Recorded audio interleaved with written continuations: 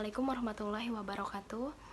Perkenalkan, kami dari kelompok 4, kelas A553, reguler B. Nama saya Yosi Utami Hasri.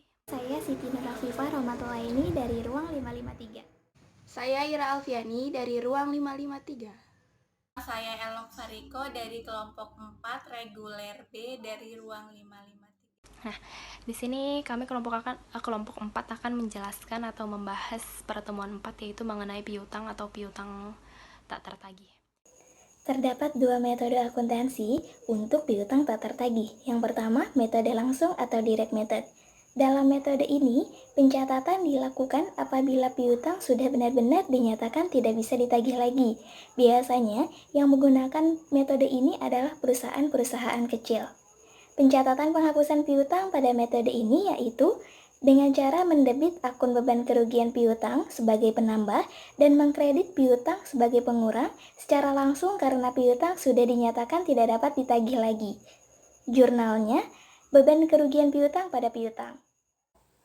Yang kedua, metode penyisihan untuk piutang tak tertagih. Metode penyisihan mengestimasi jumlah piutang yang tidak dapat ditagih dan mencatat beban piutang tak tertagih berdasarkan estimasi tersebut setiap akhir periode akuntansi. Penghapusan langsung ke akun penyisihan piutang tak tertagih. Saat piutang pelanggan diputuskan sebagai tidak tertagih, piutang akan dihapus langsung ke akun penyisihan piutang tak tertagih.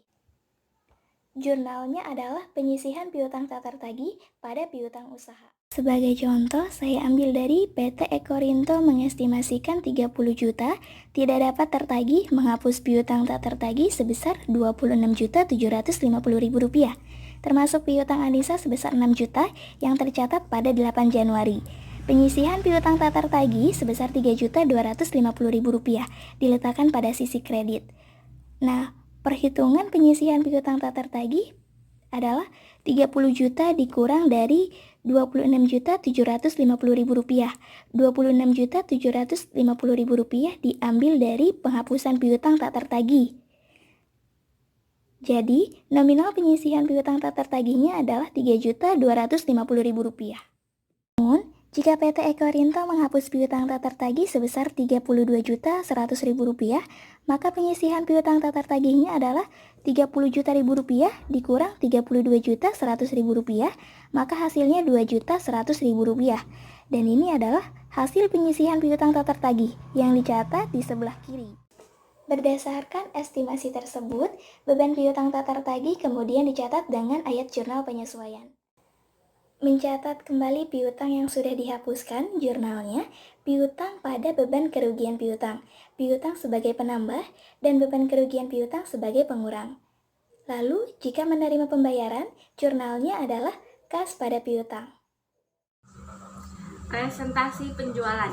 Estimasi berdasarkan presentasi penjualan oleh karena piutang usaha terjadi akibat penjualan secara kredit. Maka beban piutang tak tertagih dapat diestimasi sebagai presentasi dari penjualan kredit.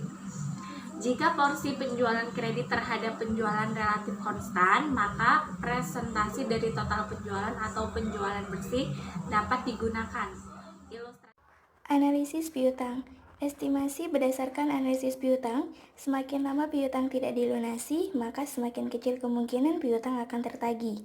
Oleh karena itu, kita dapat mengestimasi jumlah piutang tak tertagih dengan melihat berapa lama piutang tertentu belum dilunasi. Metode analisis piutang ada beberapa langkah. Yang pertama, menentukan tanggal jatuh tempo untuk setiap akun piutang pelanggan. Kedua, menentukan jumlah hari piutang yang telah lewat jatuh tempo. Jumlah hari suatu piutang yang telah lewat jatuh tempo adalah selisih antara tanggal piutang jatuh tempo dengan tanggal saat analisis piutang disiapkan.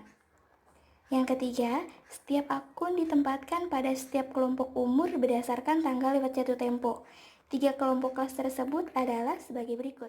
Dari langkah-langkah yang disebutkan tadi, maka ini adalah hasilnya. Bisa diasumsikan seperti perusahaan Ekorinto menjual barang kepada Sani pada tanggal 29 Agustus dengan syarat 2-10 N-30, sehingga tanggal jatuh tempo piutang Sani adalah 28 September. Lalu selanjutnya, per tanggal 31 Desember piutang Sani telah lewat jatuh tempo selama 94 hari. Dengan perhitungannya sebagai berikut. 28 sampai 30 September ada 2 hari, 1 sampai 31 Oktober 31 hari, 1 sampai 30 November 30 hari, dan 1 sampai 31 Desember 31 hari. Lalu jumlahnya adalah 94 hari. Di sini ada nilai estimasi sebesar 26.490.000 dengan saldo sebelum penyesuaian akan penyisihan piutang usaha menentukan jumlah penyesuaian untuk beban piutang tak tertagih. Perusahaan Ekorindo memiliki saldo kredit untuk penyisihan piutang usaha yang belum disesuaikan sebesar Rp3.250.000. Perhitungannya adalah 26.490.000 dikurang Rp3.250.000, maka hasilnya adalah Rp23.240.000.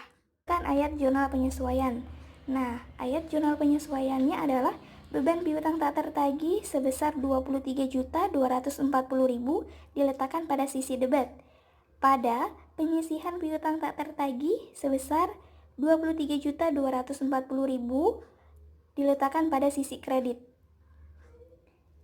Di sini selanjutnya akan dihasilkan buku besar piutang tak tertagih. Ini. Dan ini adalah penyisihan piutang tak tertagihnya.